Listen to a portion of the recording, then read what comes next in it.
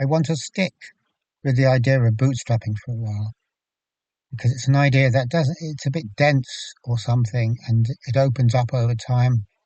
It's worth thinking about over a period of time and seeing how we get on with it. And another approach to bootstrapping, coming at it from a different angle, the more angles we can have to come at it, the better, is to think about what Alan Watts says about thinking about thinking. And so what Alan Watts says is that basically when we have nothing to think about but our own thoughts, this is really a nasty little short circuit because in the usual situation, our thoughts are about stuff which isn't our thoughts, the world, something outside of us that isn't our own thoughts. And that makes sense because the thoughts working to relate us to something. There's information coming, the thought has got information in it, we might imagine, because it's about the real world. But when we spend our time having lots and lots of thoughts, and our environment is a thought environment made up of lots and lots of thoughts, then what else are we going to think about apart from our thoughts? So in that case, our thoughts aren't about anything. Now, I could say, well, hang on, I just had a thought, but it was about this other thought. So it is about something. But if all of the thoughts are linked up together in a circle, which is to say, if they never go beyond the realm of thought into the realm of reality, then there's never going to be actually anything for it to be about. Because for thought to be about something, it has to reach out beyond its own domain, beyond its own realm, and have some sort of contact with something that isn't itself. It's the essential thing. Because otherwise, you fall down a deep, dark pit, the deep, dark pit of self-referentiality, which is meaninglessness we cannot see as such. So that really is, it doesn't look like a deep, dark hole when we fall down it. It looks like a door onto lots of possibilities. And that's the illusion associated with self-referentiality. So when we're in this situation of thinking about our own thoughts, it seems to us that our own thoughts are interesting. They have something in them. That's why we're thinking about a thought, because hey, that's an interesting thought. So we think there's something in it, but there absolutely can't be, because the only type, and I've said this before, I know, but it's kind of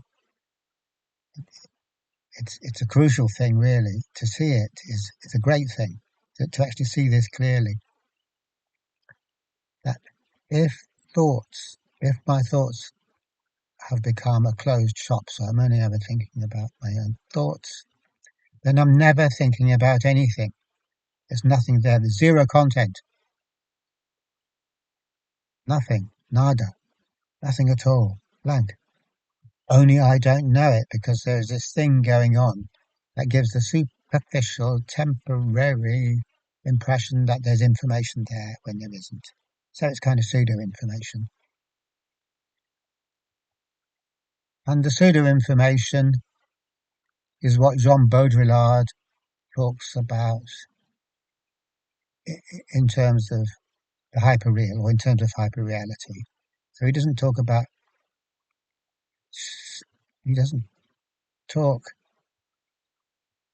self-referentiality.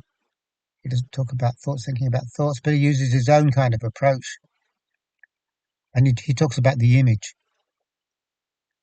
which of course it comes to the same thing because our thoughts are images of the world. Only when the only thoughts we have are thoughts about thoughts, then it's not an image of the world because we don't know anything about the world. It's an image of the world that has no relation to the world. And actually acts as a block because once we think we're relating to something, then we won't look any further. We'll stick with it. And if we think we're relating to the world and we're not, then we'll stick with what we think we're relating to and we won't ever relate to the world. So this is what Baudrillard is saying. So if I can remember kind of vaguely and correctly,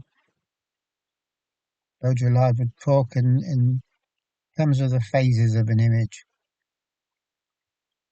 And the first phase, the honest phase of an image, is where the image acts as an intermediary to relate us to the world.